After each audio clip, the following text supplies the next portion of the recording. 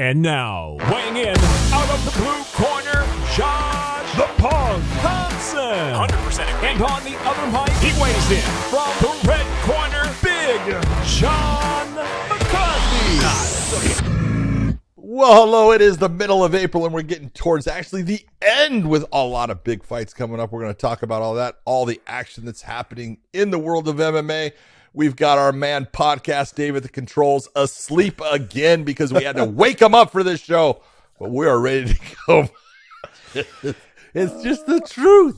And then you say, Dave, what happened? I don't want to talk about it. Nothing. Just, I overslept. Okay, I overslept. What is that? John, it's 5 a.m. where I'm at. It's 7 You were up, a.m. baby, and you were up. I'm confused. It's 7 a.m. where he is. 2 hours later, and he is still sleeping like a little baby. You know what's funny, right? Is I asked Miss Throwfall, like I said, hey, like what's going on? Like we have Miss McCarthy, we got Miss Throwfall. Miss Throwfall.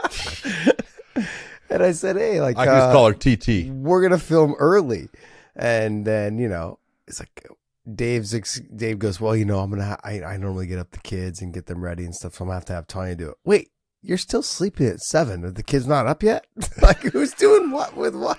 Kids been up, been fed. Dave's still. Just go. Hey, don't you have some fights to be a show for? No. We want to talk about you. This is a great conversation this right now. This is what makes this podcast fun for us. I love it. I love this. It's so funny. When he had said, I'll get it worked out with Tanya. She'll get the kids up and get them ready. And so when I had to call you and wake you up, it's 7 a.m. Why are you guys not awake yet? It was past 7. It was a rough night. It was a rough night. Okay, why was it a rough night? Here comes Dave. I'm not putting stuff on in front of. I'm not putting my personal life out. Oh really? Great. I love it. Yeah, I love it. All right, well, hey, you know what? Dave is correct. We do have a lot of fights going on this weekend. Yes, we do. And so we're going to go ahead and start talking about that. It is really early here for me. I mean, I know I was up early and on time. Yeah. So You were on time. John was up a little bit. Like John always. was here early too because he was here when I jumped on. So it's great. It's great to know that two of us, are on time. But hey, this week we've got 2 Bellator cards this week in Hawaii. I cannot wait, and I love going to Hawaii. Because Dave got up so late and is so still sleepy. He still has, if you look at our screen, the wrong damn night on. No. We said. No. John, We don't talk about the show on Saturday before we talk about a show that's on Friday. We don't talk about one of Bruno. us is awake. One of us is awake and said, "Do you want to start with the big show first?" And he said, "Yeah." Okay. Well, which one do you want to talk about Friday? first? You want to start with the big show first? Let's start with the big show first. God, no. No? Okay, let's start about Friday. Let's go Friday. We got to let the old man go first. All right, so we have Bellator 294, Liz Carmouche versus Deanna Bennett. Number 2, their first fight, John, was pretty damn good up until until Deanna Bennett made a mistake. She hurt her ribs, I believe, in that fight. Got hurt. So she got hurt in the third round, but it was 1-1 going into that third round. It was a very close and good fight. How do you see things being different this time? I really don't. I don't think there's going to be much difference other than Liz Carmouche now has a ton of confidence. She had a great performance in her last fight, her first defense of her title against Juliana Velasquez. Learned how to approach an opponent for the second time differently and performed just fantastic. I think in this she's going to do the same thing. Looking at Deanna, Deanna's really come along with her stand-up. Her wrestling's always been good. She's always been that person to get the fight to the ground and use her grappling ability. I think she's going to have a harder time doing it this time with Liz, but it's a great matchup. And the best part about this whole thing is, this is about a fight for the troops and first responders. Liz Carmouche being an ex-Marine, Deanna being part of, the first responder world. Her dad was a police officer and everything. It's just, it all works out. Everybody that gets into this show gets to get in for free. A lot of military people, a lot of, police and fire and EMTs and things like that. So I just love the atmosphere around this show. It's a great show. Mm-hmm. We've been doing this now for what, 5 years? I think now it's our 5th year, 4th or 5th year. Yeah, for the COVID years. Yeah, and it's been fantastic, man. Like the events turned out really well, and I really wish we were able to start doing it like on the actual base, which would be a little bit better. Make it a lot easier for them. Yeah, make it a lot easier. But then also too, it is for first responders, so then that makes it easier for them to make it because they're the ones that come into town more often. Overall, the event is a fantastic event. On top of that, Liz, I have to agree with you though. I don't see much changing from the first fight. I think that she'll probably get off to a better start because in that first fight, she kind of struggled early a little bit there, and then was able to kind of start coming back, and in the third round, she was able to. Deanna got hurt, but she was able to start kind of started putting the pressure, started making Deanna fight uncomfortable fight. She's gonna have to do that early. I also think that she's figured it out on when she fought Juliana Velasquez. The first fight, when she was dictating the pace, she was winning the fight. When she wasn't dictating the pace, she was losing the fight. Yeah. And with Deanna Bennett, this very same thing was happening. When she was dictating the pace, she was winning. When she wasn't, she was losing. I feel like the confidence has definitely grown since winning the title. But I think for the best thing for her was the fact that there was such controversy in the first fight with Juliana Velasquez, because then she had to train for the same person and she understood what the mistakes were that she made. And then she went out and she dominated the second fight. Yep. In this first fight, I think she also kind of can hopefully she can correlate that there's the very similar problem that I had against Juliana Velasquez is what I had against Deanna Bennett. Just do the same thing. Push the pace. Get after it. Let my hands go. Get to my grappling and dominate the fight. Deanna Bennett's a little bit harder, I believe, to take down than Juliana. And I think on the ground, Deanna Bennett's not. She's pretty damn good. And she's good at getting back to her feet also if she needs to. She's crafty off of her back. They had some good exchanges in their first fight in the grappling, and Deanna held her own. Deanna also had some good positions as well, and had some and was able to make some advancements in terms of Liz's grappling. I think on the feet though is where I want to see Deanna Bennett succeed a little bit more. I think that I want to see her use her ability to use lateral movement. Liz Carmouche is a very straight up and down fighter. Someone who just kind of stalks after you a little bit, but there's not a lot of great movement out of her. I don't know if that's from the age or if it's just she's, that's the style of fighter she is. She just kind of hands up and stands right in front of you and try to move a little bit and a little bit of wrestling, a little bit of grappling and press you to the fence and knee you and try to grind you out. She's physically dominant. Yes, she's strong. Super strong. You can tell for her size that she's strong. And so when Deanna Bennett, stick and move, use the kicks, use the long jab, use your footwork, use all those things. Make Liz Carmouche chase you, potentially catch her with something that'd be the best outcome you could possibly think of, I think, for Deanna Bennett until Liz makes a mistake and maybe get to the top position if she is going to end up grappling with her. But it's Deanna Bennett is a character, John. She's funny. She's hilarious. Good person. She's a great person, great personality. She's definitely someone that you could follow along with and be like, you're a character. It's funny because they did a bunch of interviews with her for this fight leading up, and it was kind of funny. She talks about how she has like different types of personalities. She's joking, by the way, you guys, but she's got different types of personalities. She calls them, John and Chuck and whatever, and other people, but it's pretty funny. She's got a great style of fighting.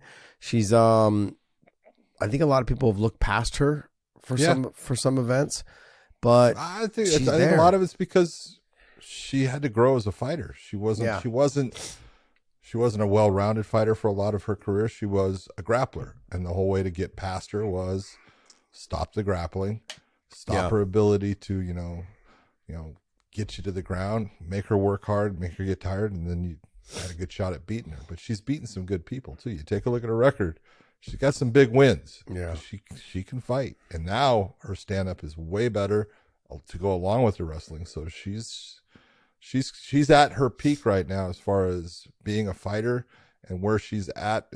She's come out and done everything she's supposed to do to get to this point. So she deserves to be in that championship fight. Yeah. Next fight. You got Tim Johnson going against Syed Soma. Soma is one of those guys, man. You almost have to, it's kind of like working with Podcast Dave. You kind of got to wake him up to get going and stuff because he comes out of ECU, his hair's not combed. He's just looking like he just woke up. And it takes him a while to wake up in the fight. But when he does, the dude can fight. He really can, man. Beat, guys like, Minikoff. He's got a great low calf kick that he uses. He's got a big gas tank. He's one of those small hybrid heavyweights. He can wrestle. I'm not saying he's as good a wrestler as Tim Johnson, but he can stop a lot of Tim Johnson's takedowns and stuff. He's got that ability. And when he does let his hands go, he's accurate and he's got good power. So this is a question of which Syed Soma shows up and when does he wake up? Does he have to get the call like, we did with Dave? Or is it that, he gets it? I had to do it, dude. John's on a roll to this one. Merciless. Or is it, that he really doesn't in time and then it's catch up and he can't catch up enough. So. Yeah, the Tim Johnson that fought Moldavsky, that Tim Johnson is a fucking bitch to deal with. Yeah. That guy, even though he came up short on the Moldavsky fight, man, he pressed the pace. He was grinding after Moldavsky. He was doing whatever he could. Yeah. Same with the Congo fight. What's that? When he fought Congo and the way he can just grind you out. Yeah, and so I look at if he can fight that style of fight, then I think he's got a good chance. He's not so focused about getting the takedown. Sure, he'll threaten them, but if they come, they come. But he'll stand with you. He's got big power. He's got power in his hands.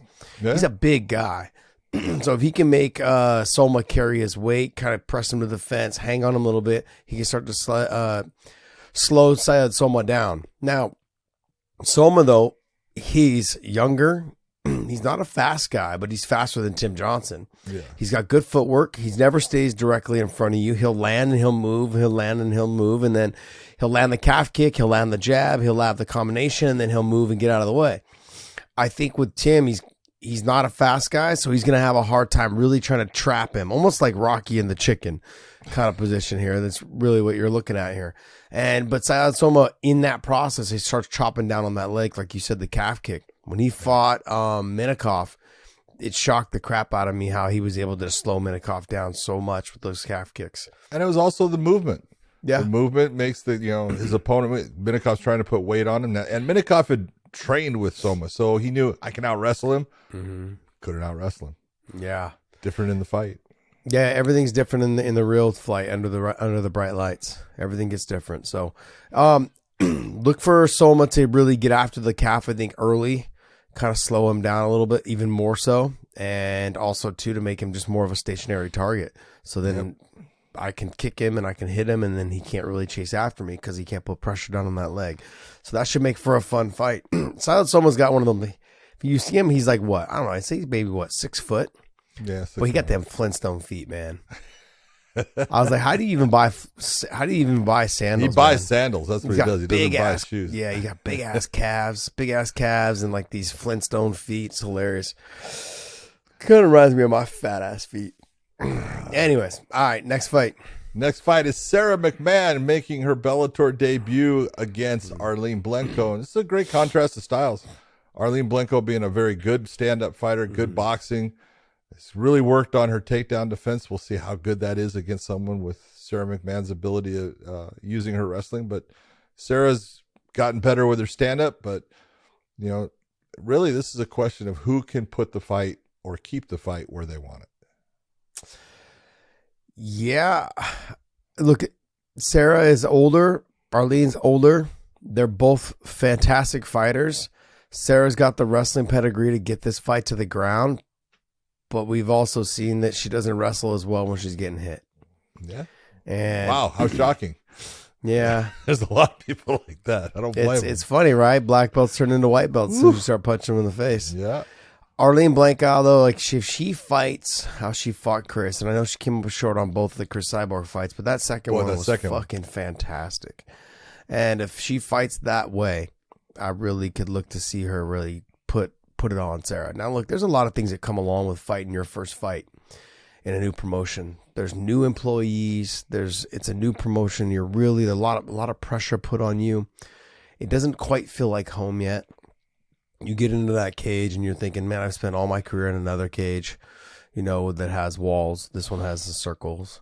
And so it's just a little bit different. Everything's a little bit different. And so she's going to have to deal with that along with dealing with someone like Arlene. Arlene, she looks phenomenal. She looks like she's in great shape, but she can't rest on her, what do they call them? Is it laurels? She can't rest on her. Yeah, she can't rest on those and her performance against Cyborg. That was a great fight, but this is a new opponent with new goals.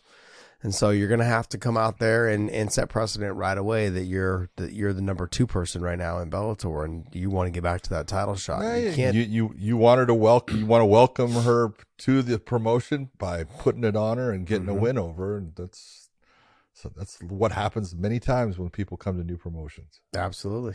Next, Danny Sabatello, I love this guy. Dude, he's the greatest. The Italian gangster against Marcos Breno, who we watched in his only Bellator fight, fought Josh Hill, and really put on a hell of a performance. Really made Josh Hill look pretty average, and we know Josh can be a really good fighter, but just way more speed, better, as far as the movement. He controlled where the fight was at. He took Josh down when he wanted. You just had to be super impressed with Breno. The question is, will he be able to stop the wrestling of Danny Sabatello?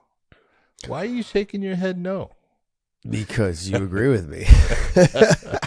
You agree with me. Look, Rafael Stotts is a fantastic wrestler, and Danny Sabatello was able to get him down several times in their 5-round fight. That's right. Danny Sabatello is a fucking grinder. If he doesn't get the first takedown, he doesn't let that distract him. He doesn't let it deter him from shooting again. Like I said, he reminds me, he has that Purdue Boilermaker type wrestling, that John Fitch style where he just keeps grinding. But he's got a bigger mouth that goes along with it.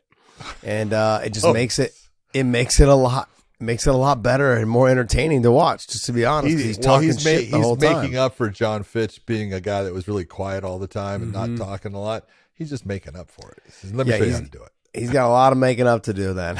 So he'll be around for a while. But his style of wrestling, though, too, is fun.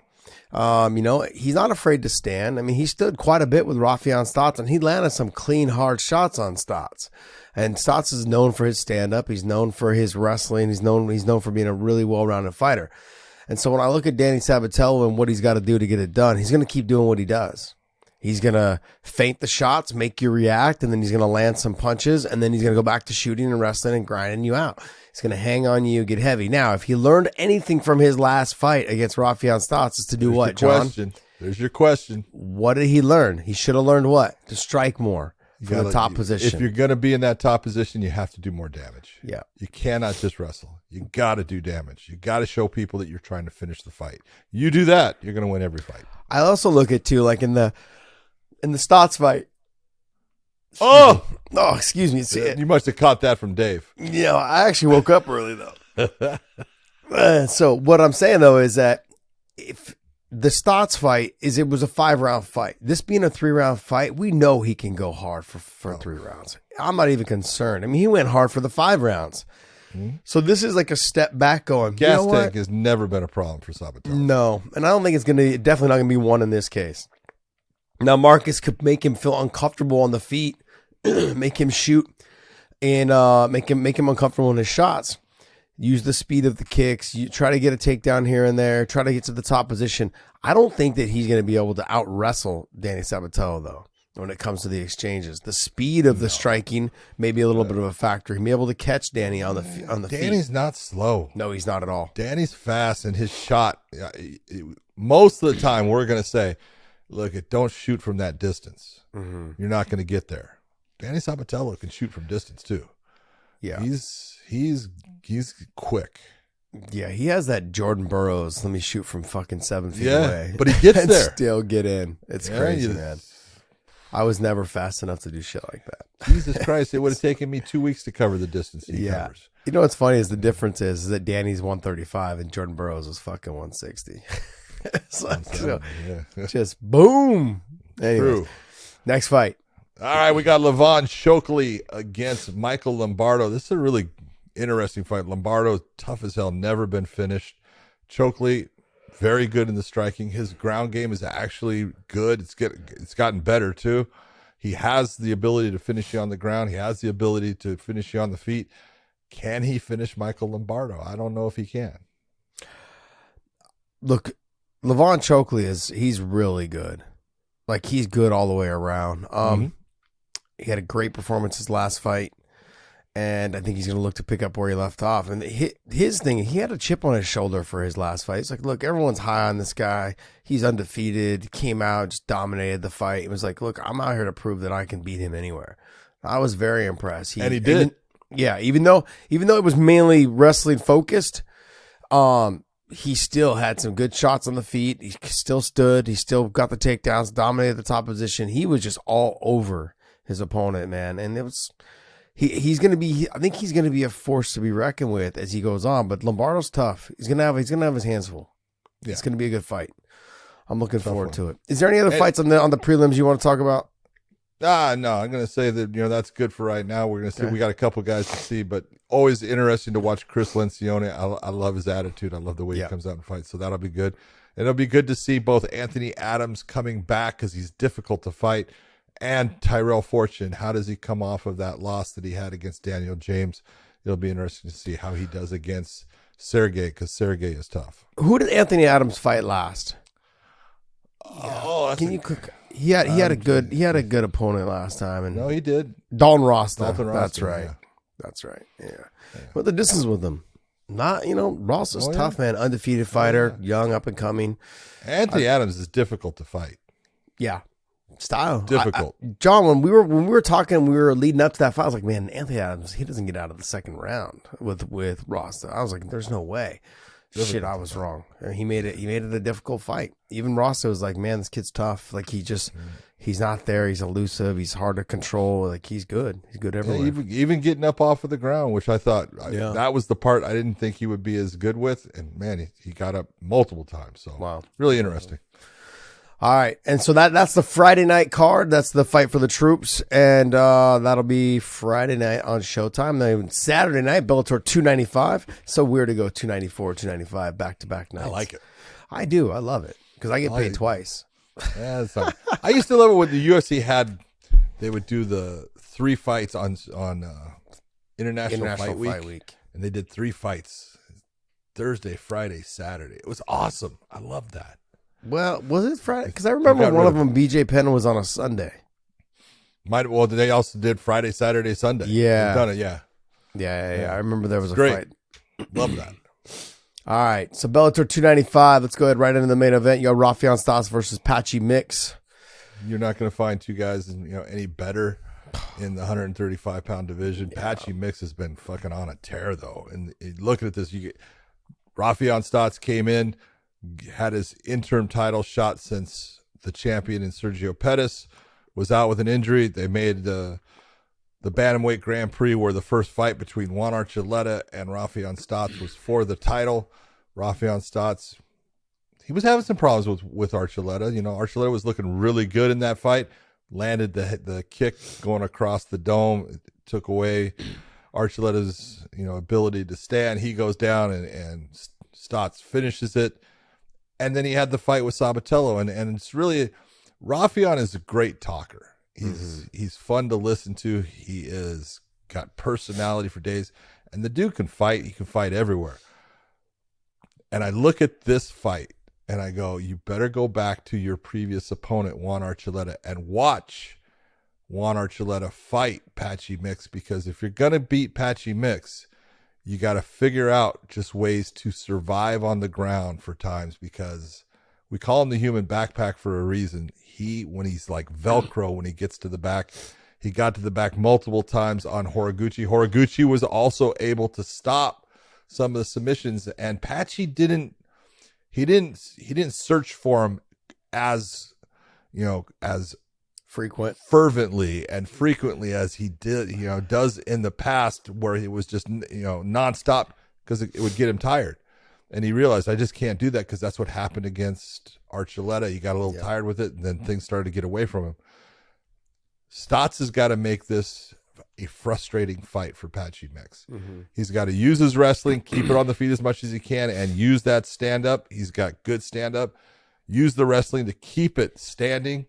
You know, if you're going to be in the top position, you got to be very, basic and understanding of keeping myself square on the hips. Do all the things that is going to make it to where it's difficult for him to get anywhere, and then get back to your feet at times. Don't just hang out down there. Get back to your feet. Don't go into his strength. His strength is the ground. He's as good on the ground in MMA as anyone you're going to find. So you got to be careful. Yeah, this is life-changing money for both these fighters. There's a lot on the line. You've got Rafion Stotts, who's the interim champion.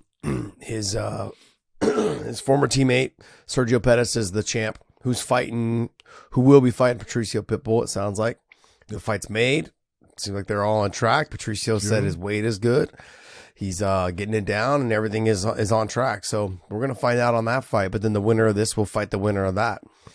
So that makes for a very fun meeting at the top, I guess. Scenario, yeah, great meeting at the top. So, but look, Patchy Mix is all the things that give Rafion Stotts problems. Sure. He's all of them. On the feet, it's the length. The ability to use his jab, Mix has been using the push kick a little bit more too. He's like, look, you're gonna have to come in and get me to hit me. I can keep you at range until you have to jump in. Then I can just grab a hold of your neck and I can actually try to drag you down. Since his training, like I said, I've said this multiple times, since his training with Jake Shields has been coming on, since they started training together, he's really adopted that style of just getting on the front headlock when I've got you against the fence, trying to drag you down, making you make a mistake. And if I can't drag you down, then I just stay in the clinch and knee you and try to, just kind of hang on you until you make a mistake. If I can shrug myself to the back, that's great. I don't think he's putting as much emphasis on the fact that I have to get you down, because he doesn't have to. He can just keep you pressed in the clinch against the fence. And most people are going to be shorter than him. Or Jake had to kind of shove people's heads down to try to get into that front headlock. Patchy Mix doesn't have to do that. He's a lot taller than a lot of these guys at 135. He's just a nightmare to deal with. And I think that he has now found, they've been together for a while, but new girlfriend, he's found peace. himself. Yeah, that's what I'm saying. Everything seems to be lining up with what his focus and his goals are. And it seems like he's on the right direction. He's a bitch. He's going to be a bitch to deal with, man. He's going to be a bitch to deal with. And I look at when Rafion Stotts fought Sabatello.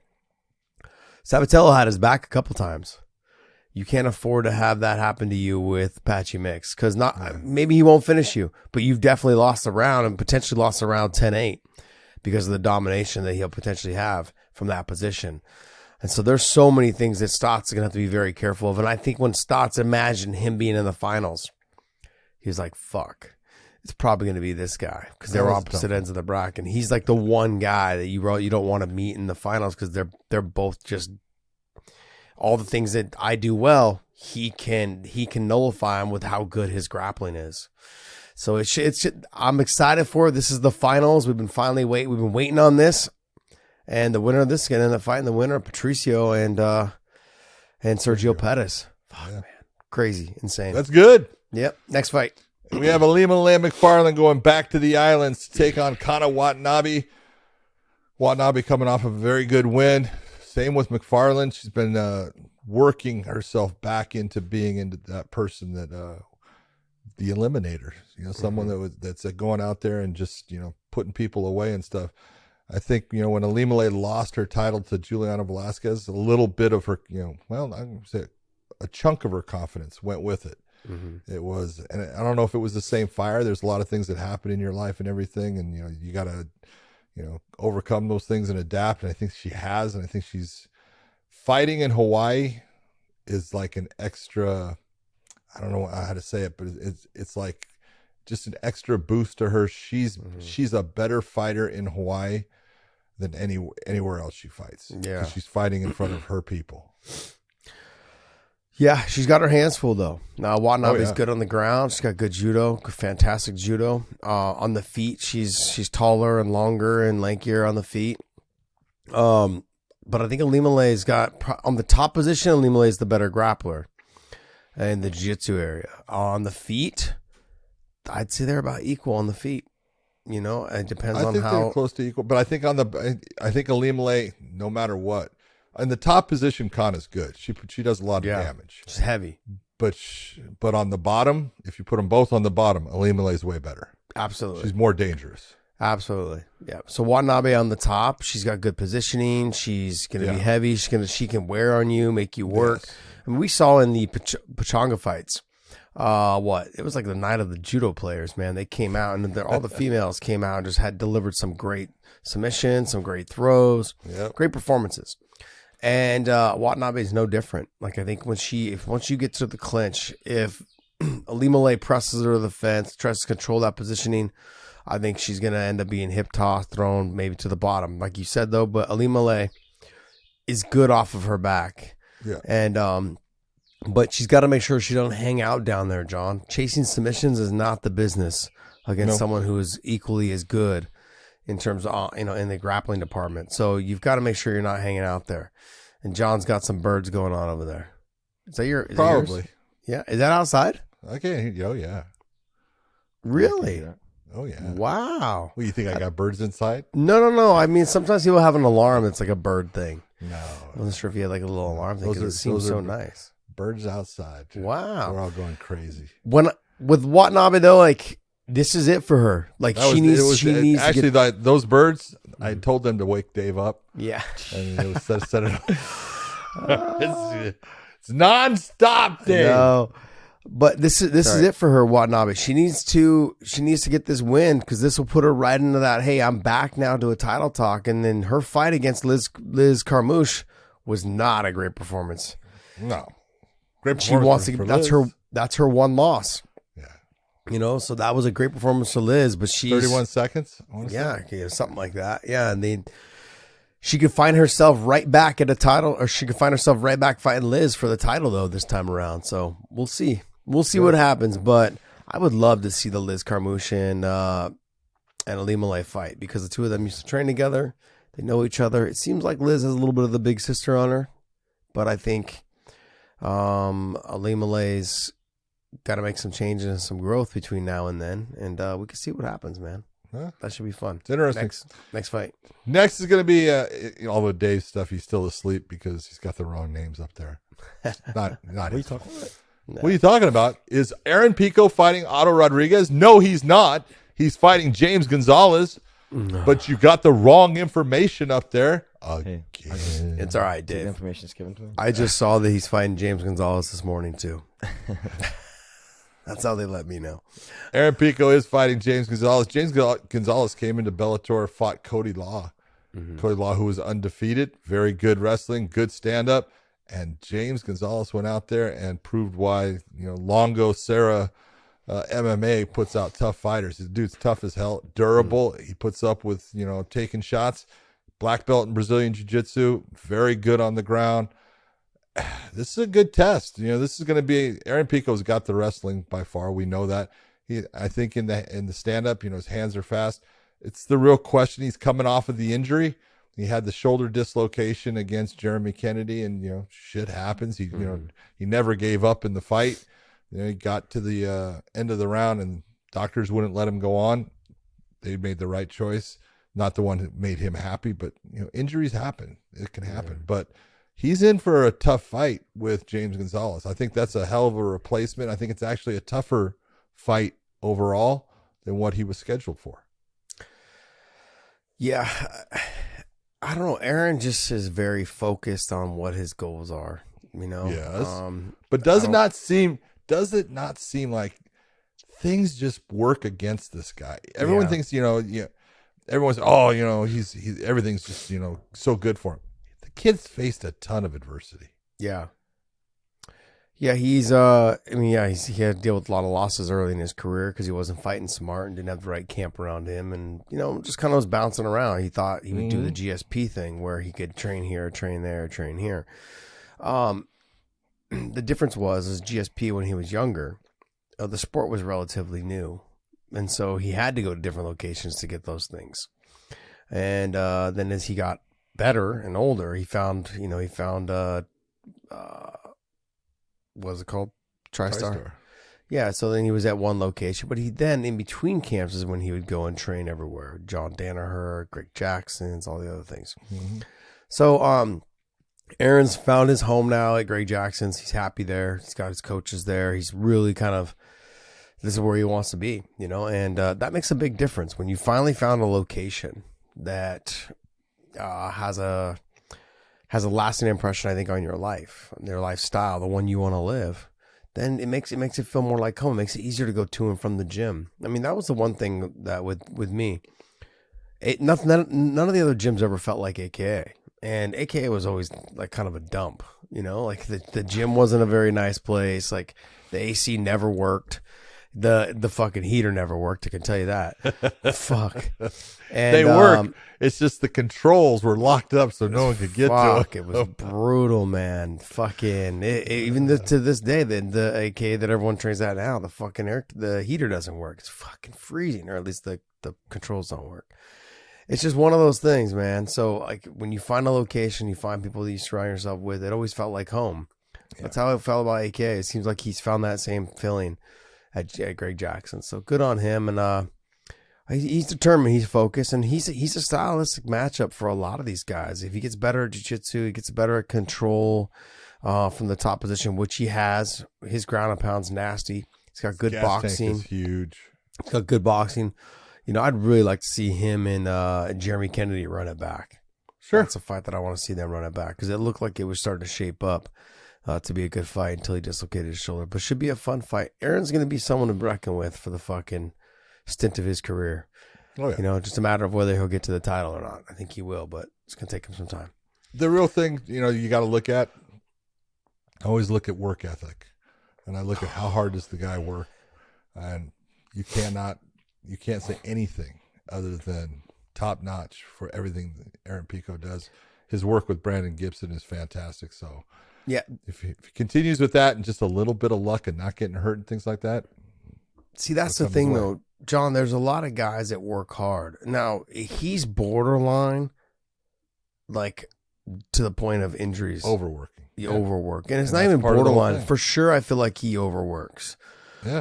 But then he also has with Sam Calavita, he still like puts in his heart rate monitor stuff to him and shows him his work ethic and shows him like, hey, you're a little overtrained today. So he knows how to control the being overworked with his relationship with Sam Calavita, with all their stats and all the other stuff that they do. But he still is the kid that even though he does all those things, he says, okay, just one more round on the mitts. One more of this, one more of that. Like he's a workhorse, man. That's the way he is. So we'll see. This should be a good fight though. All right, we got the coming out party for Ray Borg when he takes on Hyoji Horiguchi. That's in the flyweight, even though I think they put it to 130 pounds, which is right in the middle between the flyweight and the bantamweight. But that's a great matchup between Borg and Horiguchi. Again, Borg coming in for his Bellator debut. This is the first time that he's going to be fighting in the organization. Not easy to do, especially against someone as talented as Horiguchi. Yeah, I said the same thing about Sarah McMahon. Like if you're making you're in Hawaii. The other thing too is there's distractions. Your first fight in another organization, you're in Hawaii. You're like, good. Oh, should I be at the beach? No, you shouldn't be at the beach. You should be just resting. You should not be walking on the beach. Yeah, I mean it's okay to walk on the beach, but like not hang out and lay there in the sun. Hot. Yeah, it is. It is. But Horiguchi getting his, being able to fight back down to the weight closer to his weight class that he'd like to fight in, where he should be. But I look at Horiguchi. This is now his home. The speed of him, the power he has, his foot movement, all of those things, his ability to stop takedowns. So hard to get a grasp of, to touch. The way he jumps in and jumps out with his speed and lands the big shots. I mean, you've got to be crafty to catch him, and you've got to be, he's definitely hard to finish, and I think it's just going to be too much for your first fight, your first time out with Ray Borg. Let me ask you this. Going back, thinking of everyone, you were around when, Japan was really big for a long time in, MMA with Pride and stuff. Who's the best Japanese fighter you've ever seen? A lot of people are going to say Sakuraba based upon things that he did, but was he actually better than Horiguchi? Oh, I mean, you could probably say Aoki? No. Sakurai. I would say him. Mock Sakurai? Yeah, I would say him. Only because, but the thing is, he didn't come over to the UFC until later. And that's the problem. Like he had, like he was great in Shudo for a long time and stuff like that. But he kind of fought, he very similar to Horiguchi, fought out of his weight class, it seemed to me a lot. Yeah. And that's my point. My point is he was way smaller than Matt Hughes. He had short legs. He had thick legs, but short legs. He wasn't a big guy by any means. But if I was to say anybody, I mean, look, I think Horiguchi, skill-wise, it's probably him. Yeah. It's probably him. But then I would say the next thing, he didn't get enough credit was because he was so, you could tell he was not a partier, but someone who you lost focus at times was Gomi. When they had the lightweight tournaments back then, that kid was on fucking fire. Fireball Kid himself. He was fucking insane. It was so, and then to see him, but then he fought BJ, and BJ just destroyed him. It was a completely one-sided fight. You know what I mean? There was a lot of things there was a lot of fighters that were from Japan that in Pride just looked fucking. They're awesome, man. Just barn burners. And that's part of why I asked, because I, looking back on Horiguchi, and he's got 5 losses in his career. Now he had the one loss to DJ right at the end of the 5th round, 4:59 of the 5th round. He tapped out to an armbar. If you recall, in the UFC.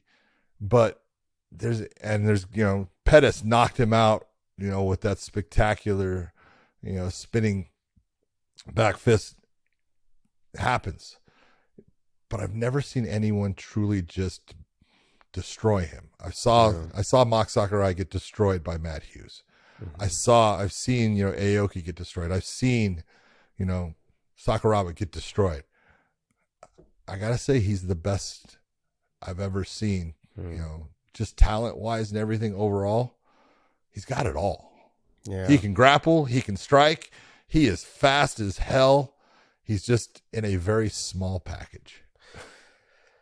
Yeah, I mean, everyone at American Top Team, all they do is rant and rave about him, man.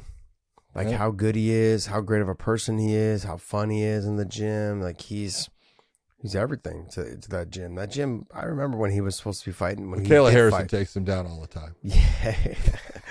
Oh, he laughs about it. It's like, she never takes me down. Oh, it's so funny. I would have to say you are correct, probably. I mean, I look at, you can go back to Ramina Sato was unbelievable. Yep. But limited because just mainly grappling. Yeah, he was mainly a grappler. Didn't do well when he started getting hit. You talk about the levels changing and everything. He just couldn't deal with the stand up that much. But there's been great, fighters out of Japan this whole time. But this guy, when you look at it, he's only 32. He's been fighting for a while, and he's right into his prime right now. So yeah, I don't know. It really. I look at the guys that Gomi went through in that lightweight tournament in Pride. Those guys were all fucking phenomenal. Aoki, same thing. Beating Eddie Alvarez in the finals of that lightweight tournament. And there was some just fucking nasty. People don't remember Joachim Hansen. It's a Viking, man. The guy would show up the day before and make weight, fucking smoking cigarettes. Outside. Fucking fight. He's crazy. Man, he's fucking, and so you're just the guys that were just different. They did it because they love to fight. Now these guys do it because they think there's a ton of fame and money attached to it, which there's not. There's obviously a lot more than there was back then, but it's not there. I think that's what made BJ so amazing at the time. He was considered to be, I think, probably the most famous one out of everybody at the time. GSP, him, Randy, Tito, Chuck. Those were if you look back, Matt Hughes, those were the 6 guys that the whole face of the UFC, the whole sport was basically around. So he's up there. He's up there. He's got to be one or two. You know, it depends on how you want to put Sakuraba. Yeah. All right, we got Mads Burnell taking on Justin Gonzalez. This is going to be a great matchup. This is an interesting matchup. Justin, J-Train, great wrestling, but his stand-up has really gotten good. He's got a great gas tank.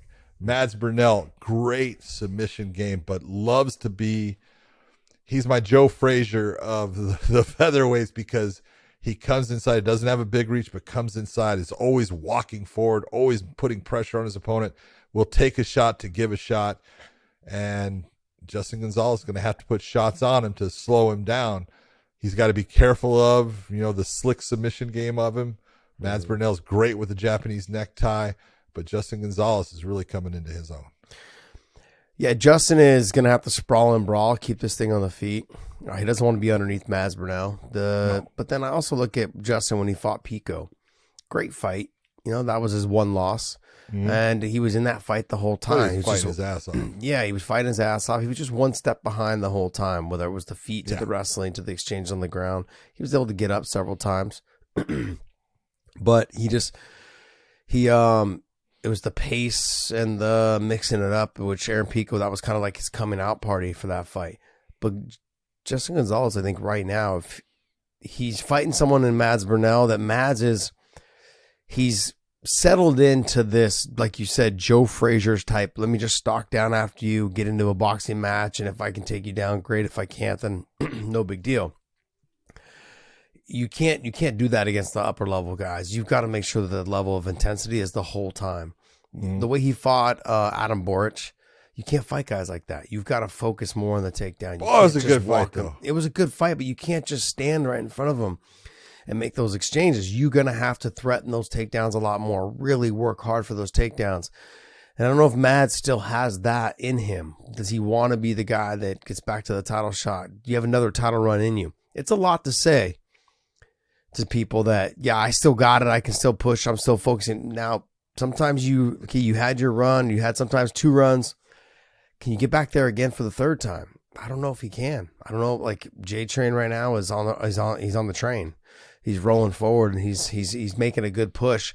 I think if he gets through Mads, man, that puts him right into that title talk, that title conversation. Definitely puts him right there. Yeah. And he's a good fighter, man. He's good all the way around. Both are. All right, just real quick, looking down, Yancy Medeiros is taking on Charlie Leary. What's the one thing you would suggest to Yancy Medeiros? Don't blow your wad. Boom, that's it. Realize you are fighting a living zombie, a guy that takes an incredible amount of damage and keeps coming forward. Yeah. Don't just go crazy. You got to know, hey, I'll just keep touching him.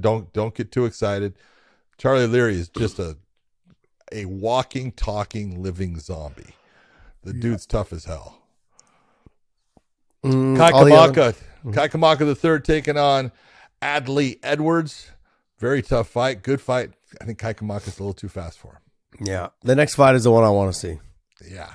Sumika Unaba against Vita Arteaga. It's a great matchup in the flyweight division. Yeah, we're going to see if Vita can take the big shots from Sumika and if Sumika can keep this fight on the feet. Yeah. Because Vita's coming and she's got great pace, she's got great cardio, and she will be super aggressive. She is a brawler. Yep. So she'll exchange, she'll take a shot to give a shot, but she gets on top of you, man. I mean, we've seen female fighters just wilt underneath her. So we'll see. The one that's interesting is you want to talk about heavy hitters in the featherweight division. Weber Almeida, who has got big time power, against Keone Diggs, who we've watched in the lightweights. Big time power in the lightweights. Mm-hmm. Obviously, I think that power will translate down to the featherweights. Who's going to sleep? We'll see. Good Bobby stuff. King, go ahead. Taking on Aaron Cruz, and the one that you want to talk about in the end, because I know you love it. You got Lara Joani versus Bruna Ellen. Bruna Ellen's always fun to watch. She comes to fight. She is. Yeah, she's a little small for the weight class. You could see that if we had a smaller weight class, she'd probably be at that weight class. Yeah, but she'd be a strawweight. She's a lot more comfortable though at the 125-pound division. But her speed on her hands, her kicks, her movement, all of those things, she fights a really good fight. And then Joanny is just someone who's the pitbull camp, man. She's going to walk aggressive. you down. She's going to be really aggressive. She's going to really try to manhandle Bruna Ellen. So it should be a fun fight. Well, that's going to wrap up our Bellator talk for this week. But first, you guys need to go to onlyfans.com/weighing-in. Head on over there. Everything over there is free. Look, I know we keep talking about this. John, what's they're used to me saying all this. What's your take on this combination, this merger that we've done with them?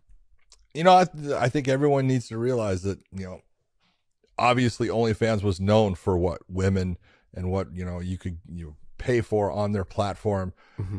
Hey, it's there. I'm not going to tell you it's not. It absolutely is. But what they've done is they are working towards, and they're especially big into combative sports, both boxing and MMA.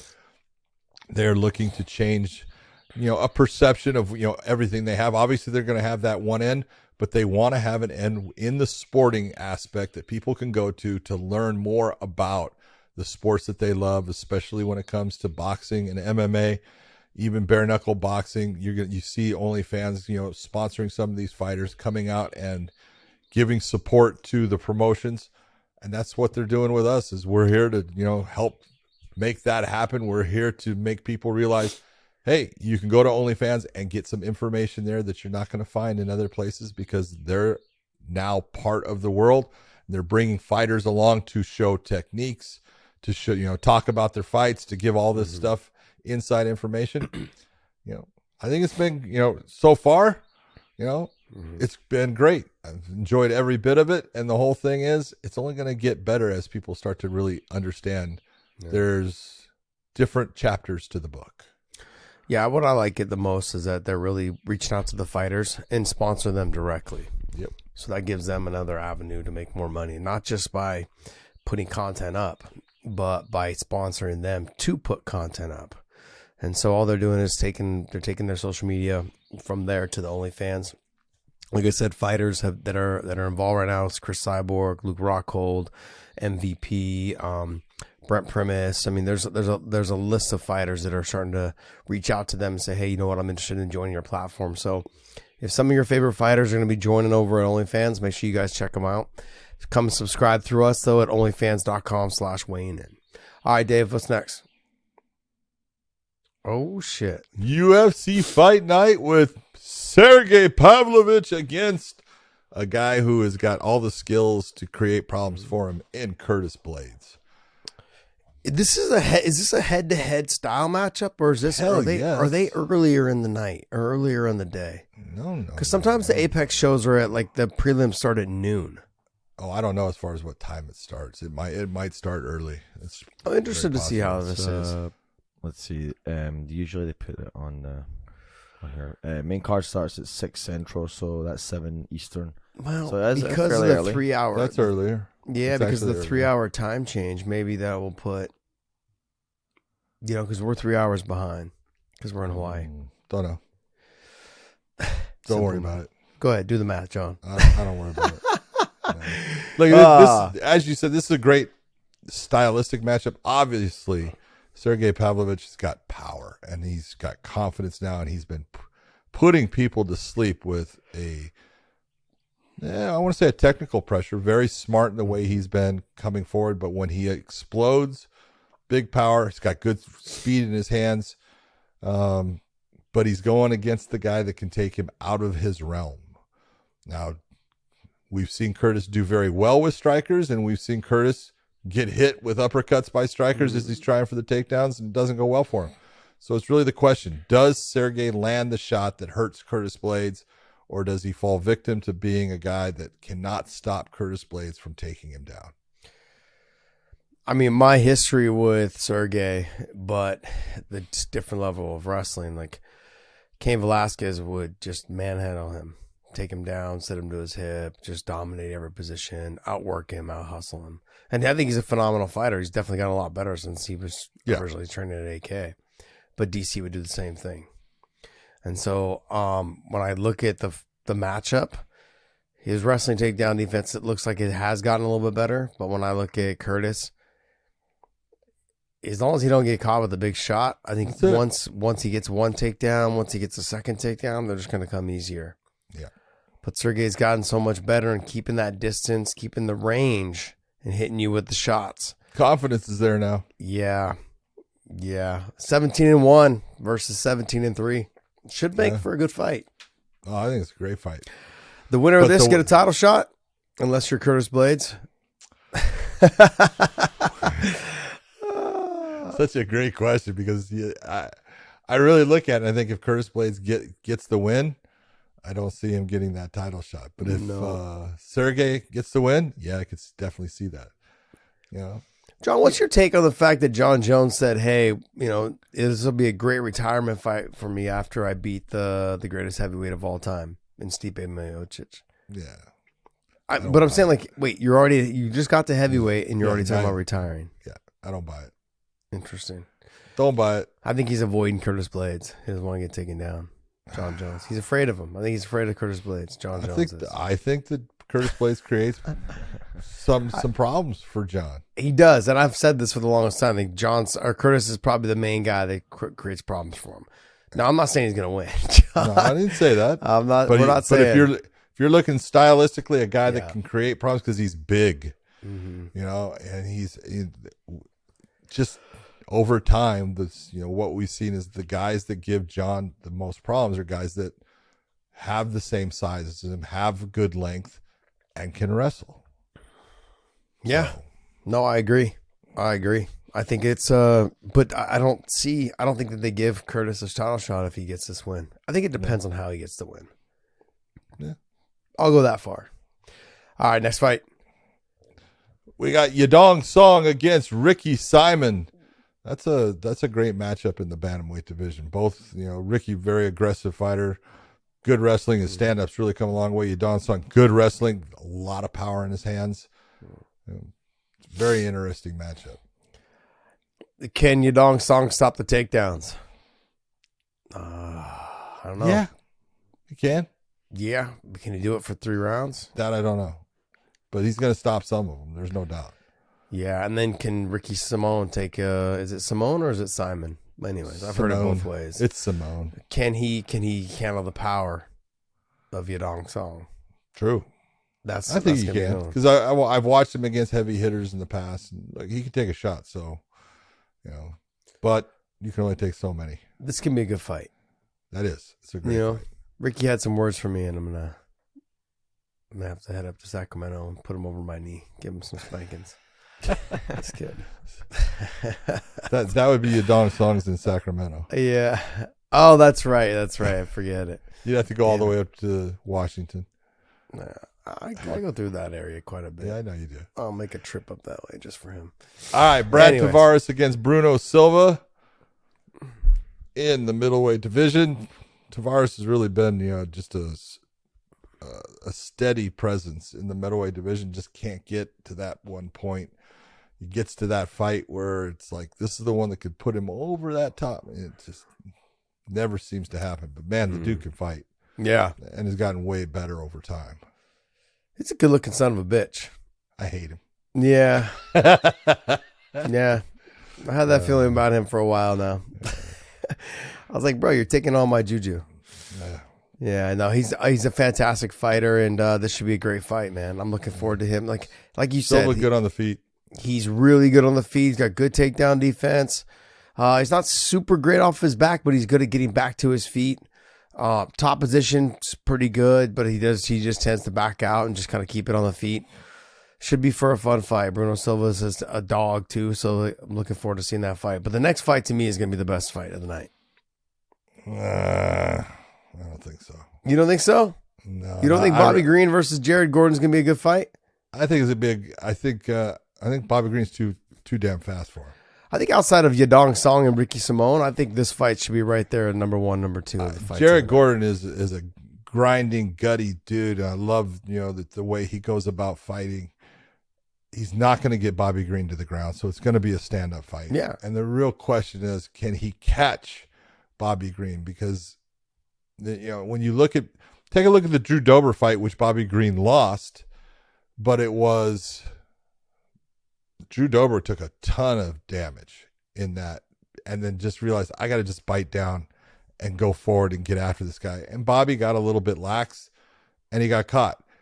But Drew Dober's got fast hands. Mm-hmm. Jared doesn't have fast hands. He's not a fast guy. You can go back and look at his Paddy Pimblett fight. Paddy was touching him. It was the tenacity of Jared going after Paddy that, and he put shots on Paddy. But Paddy's not as fast as Bobby Green, and he's definitely not as slick. No.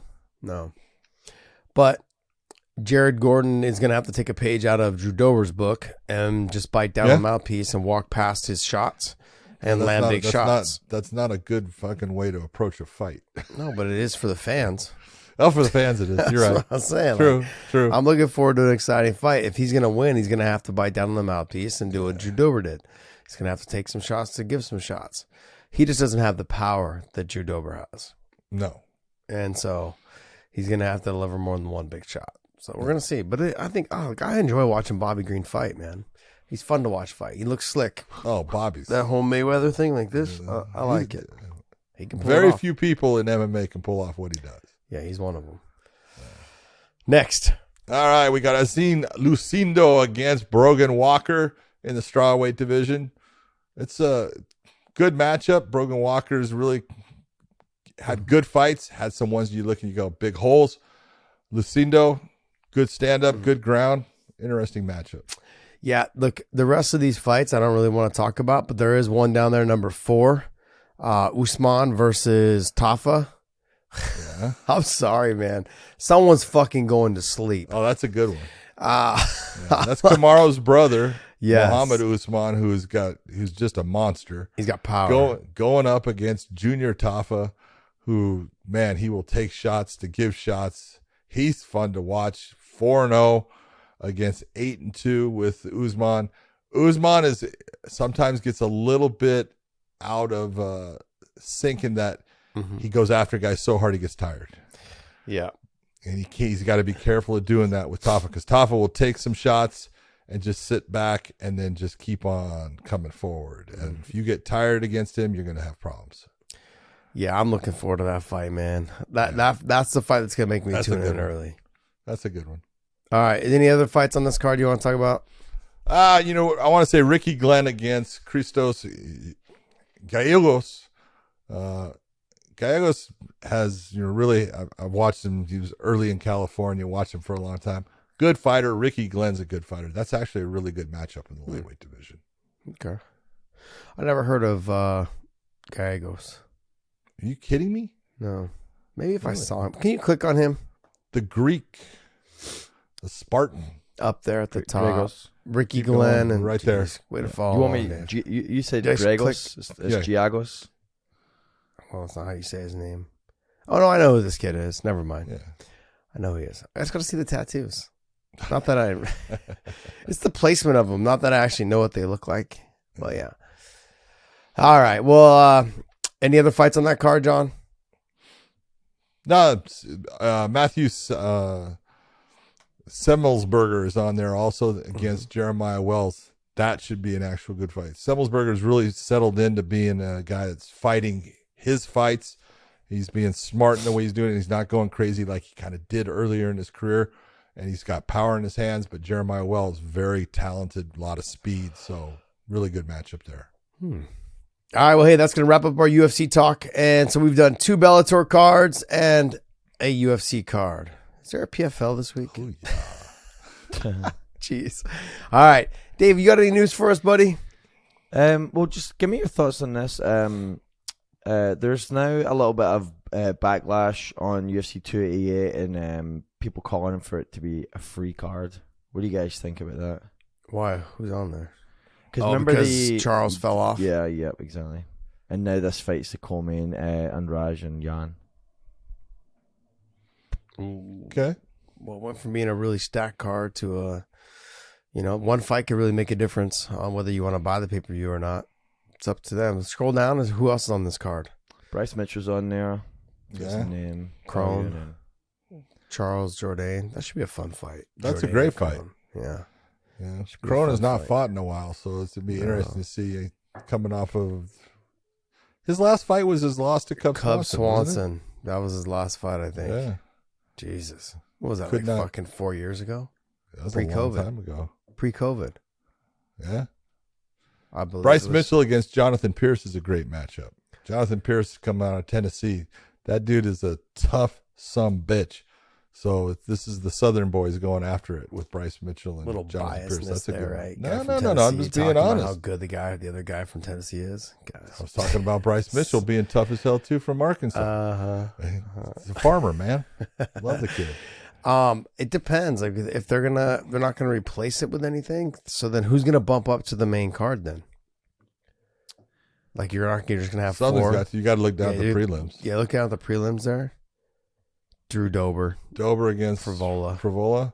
I think it's possibly. 5 here. Yeah. 2, 4. Yeah, but you got Oliveira Oliveira against Dariush is Dariush. It's gone. It's gone. Yeah, so they'll move Drew up probably. I mean, that would make sense coming off his knockout win over Bobby Green. Let's see if there's any reconfiguration. You know, UFC website's always Late. freaking Late, Oops. which is crazy. It's their product. Sorry, I clicked on the wrong one. I just got I like to this go guy, back. man. Saruki. Oh, that's the fight night before where Yeah. Sarukian takes on Hanato Makano. Oh yeah, you got Drew Dober and Matt Frivola. It looks like it's been bumped. Yeah. Way up So in there. Muekano's Okay. out though, right? Oh, and hold on. We have Bryce Mitchell versus Evolov. Evloev It looks against like we Mitchell. Ooh. The world just got a whole lot harder. Well, it was Evolov supposed to be there first, and then he fell off. I don't know. I think it No, was usually- Evolov. Usually the UFC website's wrong, but also Usually the UFC's website's wrong. That's You gotta so love crazy. that. I think Bryce Mitchell. I'm just trying to find it right now. I think Yeah. he said something the other day. What did he say? Let me see. Scrolling down, let me see the rest of this card while we're at it. Dun, dun, dun. Phil Hawes versus. Oof. I thought Zumagulov or whatever retired, but apparently he didn't. Yeah, He's back. funny. Yeah, it's true. He's back. Yeah. It's hard to leave, man. It's hard to leave. Well, Dave's obviously taking forever to figure it out. Is there any other news you got for us while we talk about it? You try to sort your stuff out. The only other one was Josh Emmett and Topuria getting put in front of a crowd in Jacksonville. Yeah. That originally was going to be UFC Vegas Apex, but now it's got a crowd. Good. That's a tough fight. Tough fight for Emmett. Coming Yes, off of it a is. loss. Yep. But here's the thing. The hype of Topuria right now, and everyone's surrounding it, it could be derailed with 1-2 shots. You know, Sure. Well, you could see, like, you know, we've seen Topuria be the bully. Well, you're fighting someone who is normally the bully in Josh Emmett. yeah. It's the guy that chases you down. So we're going to see these two guys come out in the middle who can take the bigger shots. We'll see. And it is 'Cause- Evolov, by the way. It is Evolov, 16-0 He- is he was a Evolov. That's going to be, wow. So much for your Tennessee tough guy, right? Wasn't even tough enough to get through training. Tennessee tough guy wasn't even in the fight. What? He didn't even get there because he fell That's what I out. said. It wasn't tough enough to get through training. Or he was smart enough to say, I'm done. I'm out. Yeah, I'm not taking that fight. Oh man, this to me is going to be a great fight. Is this supposed to be the main event? Is what it looks like. Yep. It says From what 5 we're rounds. seeing, yep. June 24th. Great. That's fucking fantastic. All right. Anything else, Dave? Nope, I'll wrap us up. All right. Jeez, you guys got me early today. At least I woke up on time and showed up on time and all of those things. But Tell him. before we wrap all this up, I want to thank you guys for continuing to support us. Do us a favor, though. I've noticed that a lot of fans, and when I'm reading the comments down below, you guys have said kind of a lot what John and I have been thinking, even Podcast Dave sometimes when he thinks, says, you know, we are grossly undersubbed. So I don't know what it is, if it's an algorithm with the YouTube, but if you guys can, please take our short clips or take our clips, you know, and share it all around your guys' social media. It was weird. We went through a stint for like, we were stuck at like 114, 115 for like almost a year. And then all of a sudden we went from 115 to 117, within like a month and a half. So I don't know how the algorithm's changing and that type of stuff with the YouTube. So if you guys can just take some of our clips and share them around, or let people know about our content that we're releasing. So we appreciate you guys, our fans. We support you guys, and we thank you guys for supporting us. And hey, go to WayneIanMerch.com, pick up some of our sweaters and our hoodies and things like that. Look at Big John's. Josh, while you're saying thanks, can I just say, shout out someone who also helped the pod as well, one of the fans, Dave the Greco on Instagram hooked me up with some software for the captions on the reels. So that was big help, and I appreciate that. Just want to give a shout out to Dave. I did notice that you had some new stuff going on. I was like, all right, cool. Maybe Dave wasn't being lazy this week, but then I realized that this Greco guy actually did it for you. Dave the Greco is the reason for it. Thanks, Greco. We appreciate you. Thanks, buddy. Greg. Hey, if you guys have any more stuff like that you think could help benefit the podcast, reach out to Podcast Dave, or reach out to us on our YouTube channel or our OnlyFans channel. And like I said, it's free, the OnlyFans, and reach out there and see if there's any content you want to help Dave with. We'd love to have your guys' help and your guys' input. So we appreciate you guys a lot. John, take us away, bud. So the question is, are you ready for Hawaii? Yeah, we take off tomorrow. Yes, we do. We do take off tomorrow. I mean, I am. I still got to pack. The great thing is when you pack for Hawaii, there's like 2 pairs of shorts, it's sandals, flip flops, shorts, t-shirts. What you know what I love, right? Is I don't have to actually pack a suit. Thank you, Lord. I love that. It's the best part. A Hawaiian shirt. Pack a damn suit in there and get it all smashed in, and then iron it. It's like It's just 2 Hawaiian shirts now. Sorry. Yeah. It doesn't bother me. And I don't even have to pack it, to be honest. I can just buy them when I get there. Okay. So we'll go shopping together. The only problem is they're fucking expensive. Yeah, especially when they're the size of Omar the tent maker. Your size, huh? Oh, man. Yeah, they're expensive, man. I didn't realize like a good Hawaiian shirt will run you. But it's the one thing I love about $80 to $125. Oh yeah, 150. Yeah. But it's the one thing I love because Hawaiians, some big men, so they make big shirts. It's not all these little tiny. Oh, it's little tiny. No. I go to the big shirts. They also have a fitted section, which is where I'm at. They do. They do have the fitted Hawaiian shirts. Yeah, they do. Compared to the regular. Yeah, shirts. The first year Bellator made us some, and I think they were made by Ruka. They were fucking fantastic. I loved them. Problem is they had like the normal body frame of a Hawaiian. It was great. And so I have to have it clipped behind my back. You don't have to have it clipped, you candy ass. You just want it clipped. It looked like I was wearing a fucking dress or a fucking parachute. Well, it's okay I was up if there. You wear a dress. That shit was so wide. Like I had to clip it behind, and there was just no way. All right, guys. I want to thank you guys so much for supporting the Wayne In Podcast. And John, take us away, buddy. Hey, everyone. Have a great time watching all the fights. We got Fridays, Saturdays, got doubles up. So just make sure you tune into the fights. Enjoy them, and we will see you.